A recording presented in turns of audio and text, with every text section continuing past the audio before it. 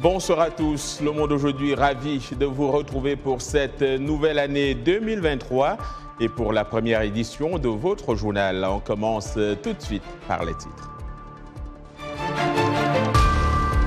Le pape Benoît XVI repose désormais à la basilique Saint-Pierre de Rome où des milliers de personnes défilent depuis son décès pour lui rendre un dernier hommage. Dans cette première édition de l'année 2023, nous parlerons de leadership. Nous verrons qui de Vladimir Poutine, Donald Trump, Emmanuel Macron ou de Joe Biden revêt le mieux le costume de leader, selon un sondage réalisé dans 18 pays du monde. Enfin, nous irons au Nigeria où la nouvelle année s'est célébrée en son et en couleur, avec notamment à Lagos le carnaval Fanti, une tradition inspirée d'anciens esclaves revenus du Brésil au XIXe siècle.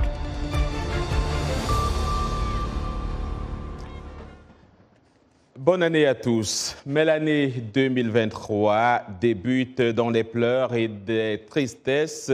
En Ouganda, au moins 9 personnes, dont des enfants, ont été tuées et plusieurs autres blessées dans la nuit de samedi à dimanche lors d'une bousculade pendant la célébration du Nouvel An dans un centre commercial de Kampala. C'est ce qu'a annoncé la police qui fait état de 3 enfants morts sur place et 6 autres décédés à leur arrivée à l'hôpital. On fait le point de tout cela avec Yakuba Ouedraogo. Scène difficile à supporter pour ces proches des victimes qui regardent ambulances et véhicules des services funéraires embarquer les corps sans vie de leurs enfants pour certains devant cette morgue de Kampala. Ils n'ont pas survécu au passage de 2022 à 2023, morts lors d'un concert organisé à l'occasion du réveillon du Nouvel An, ici au centre commercial Freedom City de Kampala. Ramadan Apogon a été témoin de cette horreur. On était à 30 minutes de minuit et le maître de cérémonie nous a dit que nous devions monter et regarder les feux d'artifice depuis le parking. Puis, alors que nous montions, ils nous ont dit « Maintenant, vous devez les descendre ». Certaines personnes avaient déjà atteint le parking. Ils les ont donc forcés à revenir dans le hall principal. Ainsi, cette pression du haut et la pression du bas ont conduit à la perte de souffle de certains. C'est ce qui a conduit à leur mort. Sur ces images amateurs, certains tentent de réanimer des victimes. Ils y arriveront pour les plus chanceuses. Par contre, 3 enfants sont décédés sur place et 6 autres ont été déclarés morts à leur arrivée à l'hôpital, selon la police de Kampala, qui fait cas de faits d'imprudence et de négligence. Elle dit avoir ouvert une enquête et soutient que la plupart des victimes sont des jeunes âgés de 10, 11, 14 et 20 ans. La plus jeune était une mineure âgée de 10 ans. Et la plus âgée des victimes était une femme de 29 ans. Il y a environ 7 enfants, les mineurs qui sont morts et 2 adultes. Les blessés se rétablissent. Il y en avait aussi une dizaine. Ils ne sont pas si mal en point. Mais la plupart de ceux qui ont été touchés étaient des enfants. Ces célébrations du Nouvel An en Ouganda étaient les premières depuis 3 ans, après la levée des restrictions liées à la pandémie de Covid-19 et à des problèmes sécuritaires. En 2009, une personne a été tuée et 3 autres blessés dans une bousculade devant un parc d'attractions à Kasanga, à proximité de la capitale ougandaise. Triste début d'année donc. En Guinée, les candidats à l'élection présidentielle prochaine devraient être âgés de 35 ans au minimum et 75 ans au maximum. C'est l'une des recommandations, autant pour moi, du dialogue inclusif organisé par le pouvoir. On fait le point avec notre correspondant Zakaria Kamara. Le débat sur la limite d'âge des candidats à l'élection du président de la République passionne jusque dans les rues. On doit au moins chercher des gens, des personnes intègres qui aiment réellement leur pays, qui peuvent réellement faire développer le pays. Ce n'est pas l'âge. On a vu des pays où il y a des jeunes qui ont pu développer le pays il y en a qui ne sont pas âgés, ils sont matures. Il y en a qui sont âgés, ils ne sont pas matures. Mais donc, on a besoin des gens qui sont capables de relever le défi du 21e siècle, je crois bien. Donc, les gens qui sont vraiment expérimentés. La plupart des principaux leaders ont plus de 70 ans. Pour cet analyste, cette proposition risquerait d'exclure des hommes d'expérience. Je pense que pour l'âge maximal, 75 ans, à ce niveau-là, on aurait pu être plus flexible. C'est-à-dire, on aurait pu allonger, aller plus loin, parce que je considère que lorsqu'on jouit de ses facultés mentales, ses facultés intellectuelles et physiques, on peut toujours continuer à servir son pays. Et je pense que, d'ailleurs, beaucoup d'exemples à travers le monde nous donnent raison. Le cas américain, avec l'actuel président Joe Biden, qui a plus de 75 ans, je pense que c'est un cas éloquent. La proposition doit passer au Conseil national de transition. Si elle venait à être adoptée, elle ne présenterait aucune menace à la candidature des anciens premiers ministres Sidya Touré et Cellou Dalein Diallo. Zakaria Kamara pour VOA Afrique, Conakry. Les États-Unis ont retiré le Burkina Faso du programme de préférence commerciale de l'AGOA pour non-respect des conditions d'éligibilité de l'AGOA. C'est ce qu'a déclaré dimanche le bureau du représentant américain au commerce dans un communiqué. L'administration Biden est profondément préoccupée par le changement anticonstitutionnel de gouvernement au Burkina Faso, souligne ce communiqué. L'AGOA, la loi américaine sur la croissance et les opportunités en Afrique, offre aux pays d'Afrique subsaharienne un accès en franchise de droit aux États-Unis s'ils remplissent certaines conditions d'éligibilité telles que l'élimination des obstacles au commerce et aux investissements américains et la progression vers le pluralisme politique. Ajoutons à propos du Burkina Faso et selon Jeune Afrique que le pays demande le départ de l'ambassadeur de France. Le journal indique que la ministre burkinabé des Affaires étrangères a demandé à Paris un changement d'interlocuteur à Ouagadougou, ceci dans un courrier adressé fin décembre au Quai d'Orsay. Nous y reviendrons dans nos prochaines éditions. En Tunisie, les transports publics ont été fortement perturbés ce lundi à Tunis en raison d'une protestation des agents de la principale compagnie de tramway et de bus à l'appel de la Fédération du transport affiliée à l'UGTT, la puissante centrale syndicale. Les agents de la Société des transports de Tunis ont manifesté dans la matinée devant le siège du gouvernement à la Casbah pour dénoncer le retard de versement de leur salaire et la non-obtention de la prime de fin d'année. On va rester en Tunisie. Selon des groupes de défense des droits humains, les Tunisiens quittent leur pays à nombre sans précédent depuis la révolution qui a eu lieu dans ce pays d'Afrique du Nord il y a de cela 12 ans. Cet exode reflète un désespoir croissant face à une expérience démocratique qui a sombré et l'espoir d'un avenir meilleur en Europe. C'est un reportage d'Elisa Brian à Zarzis, une ville de pêcheurs du sud de la Tunisie, en haut lieu de l'immigration et un cimetière aussi. C'est un récit de Rosine Mounezero. Walid Reda a quitté la maison un mercredi de septembre et n'est jamais revenu. Puis il a quitté le mercredi. Le jeudi, il n'y a pas un téléphone. Il n'y a pas qu'au téléphone qu'il va me dire « Papa, je suis à Lambadosa ». Le père de Salim Reda a découvert que son fils était l'un des 18 jeunes Tunisiens qui se trouvaient sur un bateau à destination de l'Italie et qui ont disparu au large des côtes de Zarzis. Les pêcheurs locaux et les gardes-côtes ont fini par trouver 8 corps, mais jamais celui de Walid. حومنا البلايص كل حومنا على الفرونتيير وإحنا ماشيين حتى الجرب حتى الجبس حتى المحرس. Les familles et les partisans des disparus ont organisé des manifestations et un sit-in pour dénoncer ce qu'ils appellent la lenteur de la réponse de l'État en matière de sauvetage. Toujours ils parlent d'aller à l'Italie. Tous les garçons ici, tous cette génération, tous, ils vont quitter. Il y a un record cette année, plus que même l'année 2011, puisque l'année 2011, il y avait seulement une seule voie migratoire. Le groupe d'Allah Talbi défend les droits des migrants. Il estime que près de 40 000 Tunisiens sont arrivés en Europe cette année. Près de 30 000 ont été interceptés par les gardes-côtes tunisiens. Des centaines d'autres sont morts ou portés disparus. La migration aujourd'hui en Tunisie, elle ne touche pas seulement les jeunes diplômés ou bien les chômeurs, ou bien elle touche tout le monde. Tous les Tunisiens sont des projets de migration et qui veulent partir de la... Derrière ces chiffres en hausse, il y a un pays aigri par la politique post-révolution qui n'a pas réussi à offrir une vie meilleure. Le taux de chômage en Tunisie s'élève à près de 20%. Seul un électeur éligible sur 10 a participé aux élections de ce mois-ci, boycotté par la plupart des partis politiques. Avenir noir ici en Tunisie. C'est pour ça, je pense, de retourner en France, en Europe en général, même en Chine.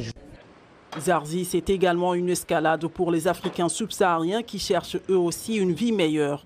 Ils y exercent des emplois informels afin de gagner de l'argent pour leur passage clandestin en Europe.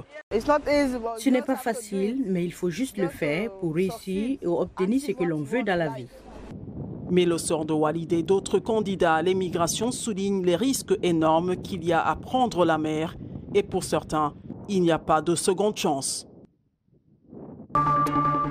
Je suis Emmanuel Jultap à Yaoundé pour VOA Afrique.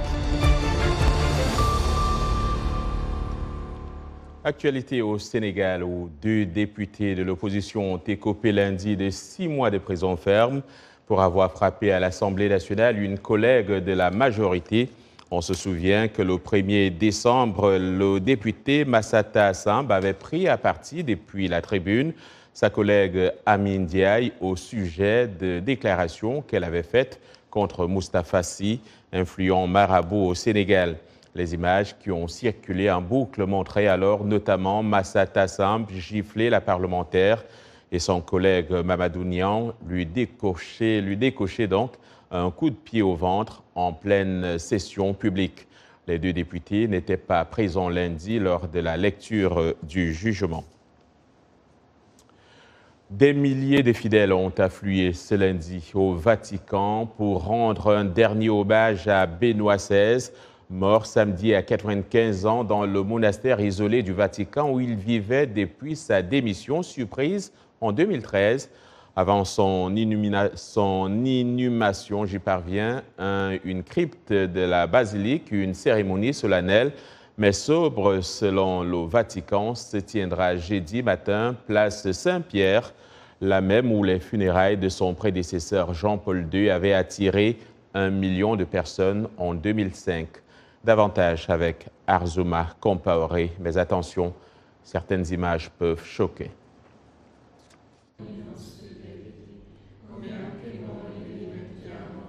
La dépouille de Joseph Ratzinger reposait lundi sur un catafalque tendu de tissu jaune doré, encadré de 2 gardes suisses en tenue d'apparat montant la garde devant l'autel principal de la basilique dominé par un baldaquin de bronze aux colonnades torsadées.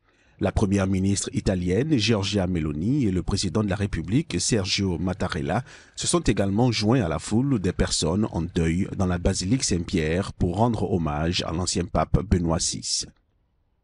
Une longue file d'attente serpentant sur la célèbre place Saint-Pierre, entourée par la colonnade du Bernat, s'est formée dès l'aube en présence de nombreux médias et d'un important dispositif de sécurité. C'est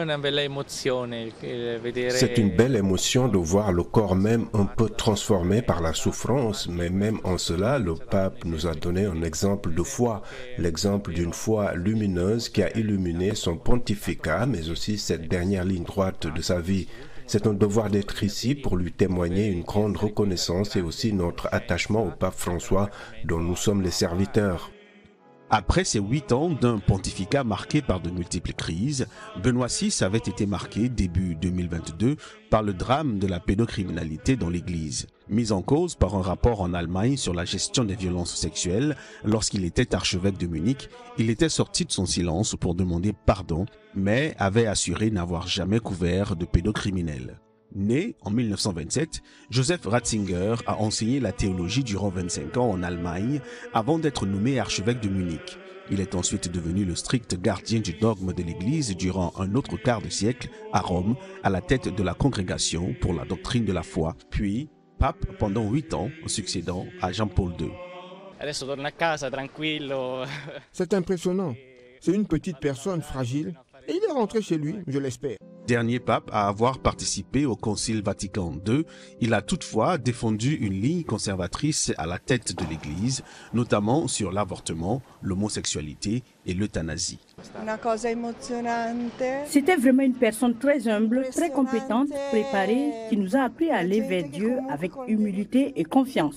C'est le pape François qui célébrera jeudi les funérailles de son prédécesseur, un événement inédit dans l'histoire à 2 fois millénaire de l'Église catholique et qui mettra un point final à la cohabitation insolite des 2 hommes en blanc. Selon Monseigneur George Gainswine, les derniers mots de Benoît VI, prononcés en italien quelques heures avant sa mort samedi en présence d'une infirmière à son chevet, ont été « Seigneur, je t'aime ». Et on en vient à ces récentes enquêtes menées par le Pew Research Center qui montrent que le président Joe Biden jouit d'une grande confiance et est considéré comme un leader fort dans la plupart des pays interrogés. Ceci alors que la confiance en ce qui concerne le président russe Vladimir Poutine s'est effondrée depuis son invasion de l'Ukraine l'année dernière. Le reportage de Cindy Sen, correspondante diplomatique de la VOA à Washington. Un récit, une fois encore, d'Arzuma Compaoré. Le président Joe Biden a rencontré le dirigeant chinois Xi Jinping et d'autres dirigeants mondiaux en Asie après les élections de mi-mandat aux États-Unis en novembre, disant qu'il s'est senti renforcé par un résultat meilleur que prévu pour son parti démocrate. Je sais que j'arrive en force, mais je n'ai pas besoin de cela. Je connais Xi Jinping, j'ai passé plus de temps avec lui qu'avec n'importe quel autre dirigeant mondial. Je le connais bien. Il me connaît bien. Nous avons très peu de malentendus. Nous devons juste trouver où sont les lignes rouges et quelles sont les choses les plus importantes pour chacun d'entre nous au cours des 2 prochaines années. L'élection de mi-mandat ne s'est pas très bien passée pour les candidats républicains soutenus par l'ancien président Donald Trump. Les sondages montrent que la cote de popularité des États-Unis à l'étranger a également connu un brusque revirement après le passage de Trump à Biden à la Maison-Blanche. Une étude réalisée en juillet par le Pew Research Center a montré qu'en moyenne 58% des adultes de 18 pays déclarent avoir confiance en Biden pour prendre les bonnes décisions en matière de relations internationales. Richard Wyke est le directeur de la recherche sur les questions mondiales au Pew. Il a déclaré à VOA via Skype qu'une majorité de personnes dans la plupart des pays interrogés préféraient nettement Biden à Trump. Il obtient de meilleures notes en quelque sorte sur un plan personnel. Les gens le voient comme étant mieux qualifié que Trump et puis les gens aiment généralement ses politiques bien plus que celles de Trump. Vous savez, encore une fois, les accords sur le climat sont un bon exemple. Biden nous fait revenir dans les accords de Paris sur le climat. C'est quelque chose qui est très bien perçu. Mais la popularité de M. Biden à l'étranger ne correspond pas à sa cote de popularité dans son pays, qui oscille autour de 40% selon la plupart des sondages. Les experts soulignent la polarisation du climat politique aux États-Unis et disent que de nombreux dirigeants sont plus appréciés à l'étranger que dans leur propre pays. Elizabeth Shackelford du Chicago Council on Global Affairs est d'accord pour dire que les gens dans la plupart des pays préfèrent l'approche de Biden. Les gens sont toujours assez satisfaits du fait que Biden a ramené l'Amérique à la table de négociation et s'est engagé de manière plus active et respectueuse dans la communauté internationale et les affaires mondiales. Les opinions favorables de Biden à l'étranger contrastent fortement avec celles du président russe Vladimir Poutine après son invasion de l'Ukraine. Une étude de Pew Research montre qu'une moyenne de seulement 9% a fait confiance à Poutine pour faire ce qu'il faut dans les affaires mondiales, comme l'explique Richard Wyke. Lorsqu'il s'agit de la Russie, ce que nous voyons, ce sont des notes historiquement basses dans beaucoup de pays que nous avons étudiés. Des chiffres historiquement bas pour Poutine, une forte réaction du public contre l'invasion de l'Ukraine par la Russie. Le président français Emmanuel Macron est l'un des nombreux dirigeants du monde qui ont remercié M. Biden d'avoir pris la tête du soutien vigoureux de l'OTAN et de l'Union européenne à l'Ukraine, affirmant que si on laissait la Russie agir sans contrôle, il n'y aurait plus de stabilité nulle part dans le monde aujourd'hui. Et puis, pas moins de 63 militaires russes ont été tués dans une frappe ukrainienne sur Makivka. Une ville de l'Est de l'Ukraine, a annoncé lundi le ministère russe de la Défense. Selon Igor Konachenkov, porte-parole du ministère russe de la Défense donc, 4 missiles ont frappé un centre de déploiement provisoire de l'armée russe à Makivka, une ville sous occupation russe située à l'est de celle de Donetsk.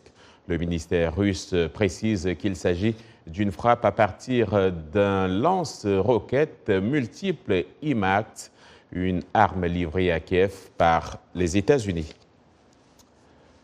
Vous suivez Le Monde aujourd'hui, un programme de VO Afrique. Tout de suite après la pause, nous irons au Nigeria où la nouvelle année est célébrée avec le carnaval Fanti, une tradition inspirée d'anciens esclaves revenus du Brésil au XIXe siècle.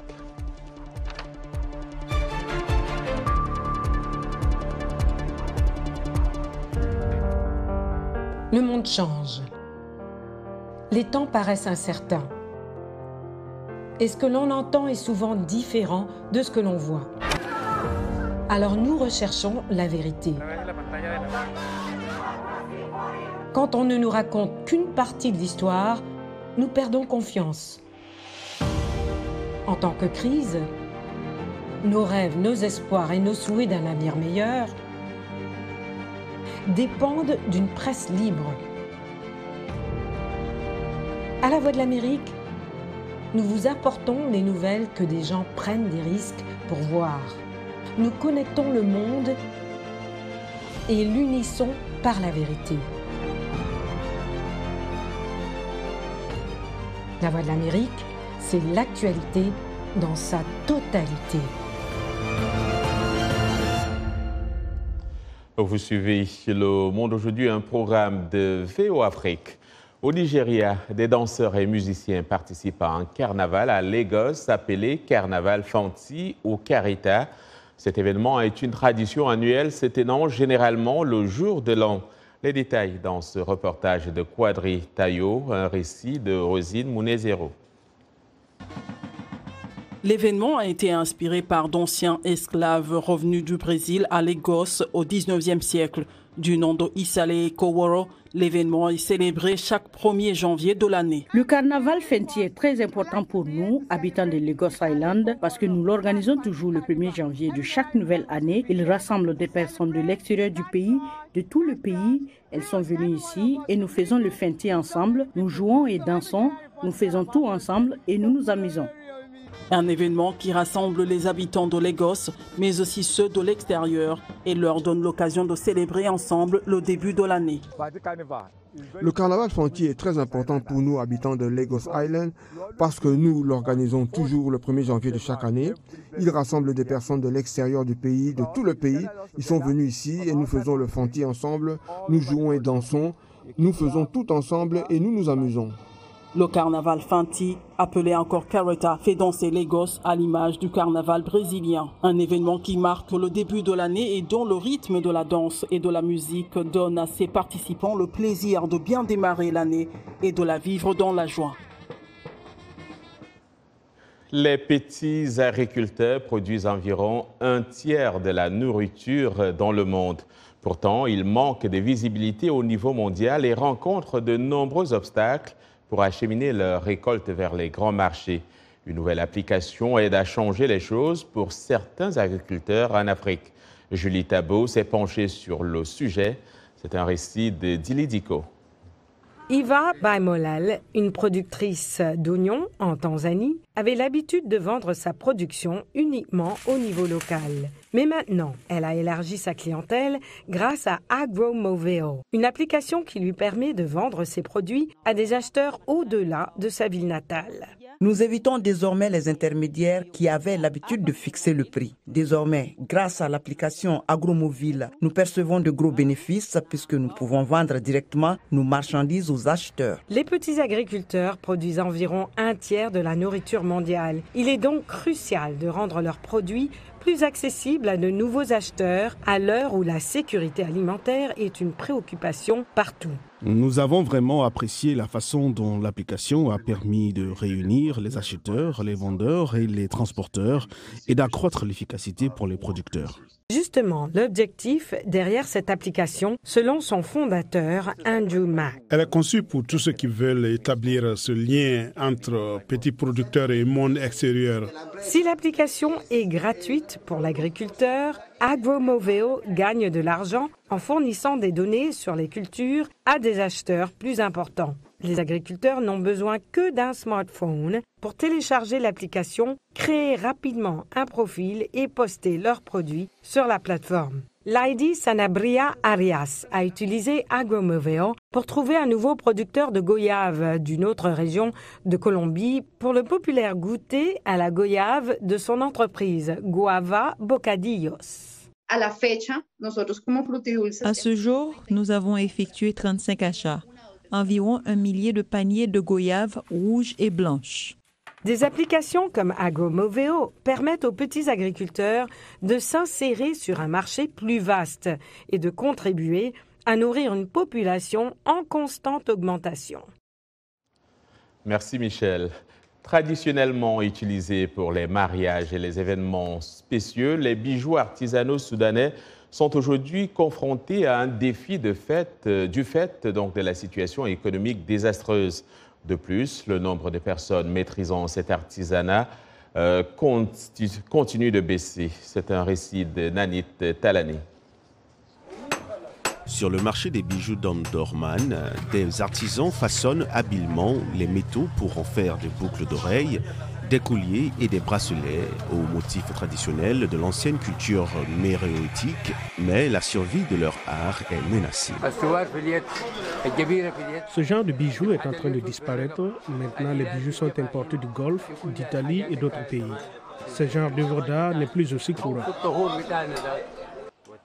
Nesrine Omer Suleiman Koko, décoratrice d'intérieur et propriétaire d'une galerie de bijoux, affirme que la situation économique catastrophique non seulement dissuade les gens d'acheter des bijoux, mais les incite à fondre ce qu'ils possèdent déjà pour la valeur du métal.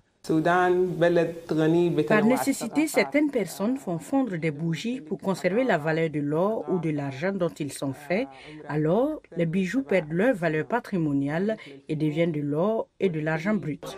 La designer, qui travaille également à la collecte de pièces uniques à travers le pays, pour constituer un répertoire du patrimoine, souligne par ailleurs que les articles importés affectent également l'artisanat local. La situation économique a affecté la fabrication de bijoux, tout comme la modernité. Parfois dans les mariages, les mariés portent des tenues indiennes ou marocaines.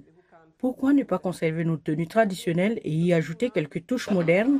Selon Nesrine, la situation affecte aussi l'héritage du Soudan, un pays d'une grande diversité culturelle et une civilisation vieille de plus de 7000 ans, incluant les arts et les bijoux, dont plusieurs appartiennent à la culture méroïtique et utilisent la figure du croissant. Malheureusement, certains bijoux viennent en fait de l'extérieur. C'est le cas de la boucle d'oreille Boba Moon. La boucle d'oreille Boba Moon est actuellement fabriquée hors du Soudan, puis emballée et vendue sur le marché de gros à Omdurman en tant qu'article importé. C'est notre héritage fabriqué en masse et bon marché et qui est diffusé parce que ce n'est pas cher, donc ça se répand facilement. Je crois que notre grande mission en tant que Soudanais et en tant qu'artistes et chercheurs est de préserver notre culture et de la maintenir vivante pour les générations à venir. Nesrine Omer Suleiman Koko se donne pour mission de préserver la culture méroïtique. Elle encourage d'autres designers ainsi que les artistes et les chercheurs à la mettre à jour et à la rendre plus attrayante avec des touches modernes pour les générations futures. L'ancienne culture qui a prospéré sur la rive est du Nil, aujourd'hui au nord-est de Khartoum, était connue pour son travail du métal et ses artefacts. Le Monde aujourd'hui est fin de cette première édition de l'année 2023. Au nom de toute l'équipe, merci de l'avoir suivi. Demain est un autre jour. D'ici là, passez une excellente soirée et recevez les vœux les meilleurs de VOA Afrique et de la rédaction.